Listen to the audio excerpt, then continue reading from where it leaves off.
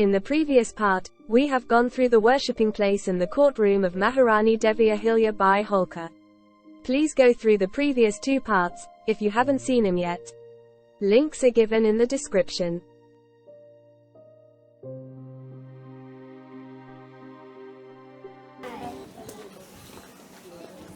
ये रेवा सोसाइटी है जहाँ पर महेश्वरी साड़ी बनाया जाता है और आज 80% लोग निर्भर है। पूरे घरों घर महेश्वरी साड़ी बनता है।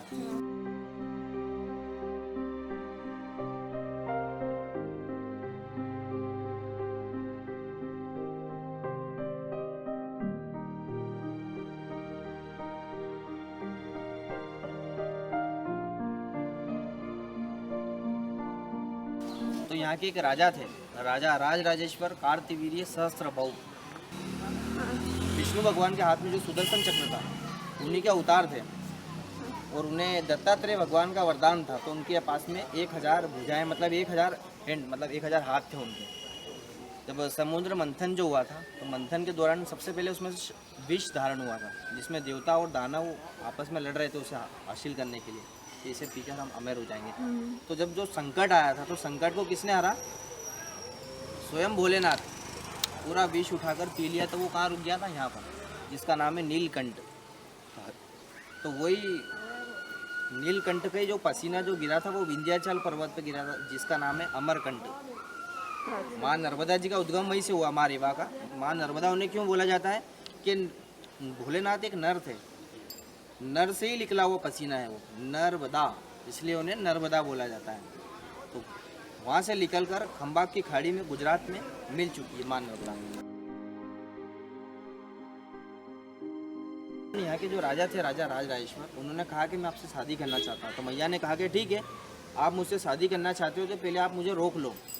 तो वहाँ उन्होंने अपनी पूरी 1000 भुजाएं फैलाकर माँ नर्मदा को रोकने का प्रयास किया। और बाकी माँ नर्मदा जो थी वो शिवपुत्री थी। 1000 भुजाएं छल्ली कर और फाड़ के कई धाराओं में निकल गई। और आज भी माँ नर्मदा अखंड कुंवारी है, उनकी शादी नहीं हुई सर। इसलिए उनकी 3 साल 13 महीने पूरी पैदल परिक्रमा करते हैं। पूरा वॉक रहता है पैदल 3 साल का। फिर जाके ओंकारेश्वर से स्टार्ट होती है, फिर अमरकंटक, ओंकारेश्वर से गुजरात, गुजरात से ओंकारेश्वर वापस समाप्त हो जाती है। जो मैया जब विराट रूप से जब निकली थी तो उसी किनारे के ऊपर लंकापति रावण भी अपना पूजन कार्य कर रहे थे। तो वो क्रोधित हो गए क्योंकि उनकी पूजन का जो सामग्री थी वो सारी बेच चुकी थी। तो वो क्रोधित होने के दौरान सबसे पहले उन्होंने क्या देखा कि मैया को किसने परेशान किया। तो रावण सहस्त्रबाहु दिख गए। तो सहस्त्रबाहु और रावण के बीच में, दो के बीच में युद्ध चला। तो रावण को यहाँ पर 6 महीने बंदी बनाया है। ये वो नगरी है महेशमती। उन्हें 6 महीने तक सूर्य नहीं देखने दिया था।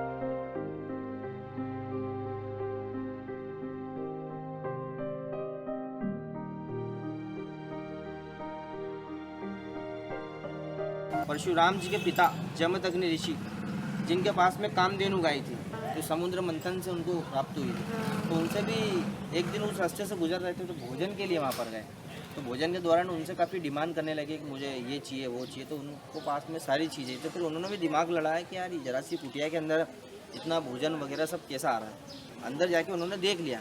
फिर उनसे कहने लगे कि मुझे कामधेनु जो गाय है वो दे दीजिए। तो उन्होंने मना कर दिया कि गाय चाहिए अच्छे कार्य के लिए, आप इसका दुरुपयोग करोगे जन कल्याण के। तो कामधेनु गाय का ये महत्व था कि अपन उससे जो भी डिमांड रखो तुरंत अपने को मिल जाती। तो उन्होंने नहीं दी तो उनका वध कर दिया था उन्होंने। वो कामधेनु गाय इस नगरी के अंदर ले आए थे महेशमती में। तो परशुराम जी ने कहा, उनके पुत्र थे परशुराम, कि मुझे मेरी गाय लौटा दीजिए। तो उन्होंने कहा कि यदि गाय चाहिए तो मेरे से युद्ध करना पड़ेगा। तो परशुराम जी ने कहा कि यदि आप अपन युद्ध करेंगे तो इस पृथ्वी के ऊपर काफ़ी अहंकार हो जाएगा। तो नहीं माने, दो के बीच में युद्ध चला। तो युद्ध के दौरान सहस्त्रबाहु कार्तिवीर्य हार चुके थे। उस समय परशुराम जी युद्ध में जीत गए थे। परशुराम जी ने कहा था कि इस पृथ्वी पे से क्षत्रियों का मैं पूरा सर्वनाश कर दूँगा। तो उस समय क्या है, काफ़ी क्रोधित थे। तो दत्तात्रेय भगवान की वजह से थोड़ा रुक गए वो। तो उनकी जो 1000 जो भुजाएँ थी वो उन्होंने पूरी अलग कर दी थी। अलग करने के बाद में इस मंदिर में विलीन हो गए थे। जिस मंदिर में अभी अपन चलेंगे उस मंदिर के अंदर 11 दीपक अखंड जल रहे हैं। 11 दीपक अखंड जो अनादिकाल से जलते आ रहे हैं, प्योर शुद्ध गैस है। और उस मंदिर का जो शिवलिंग है वो परशुराम जी के द्वारा शिवलिंग स्थापित है।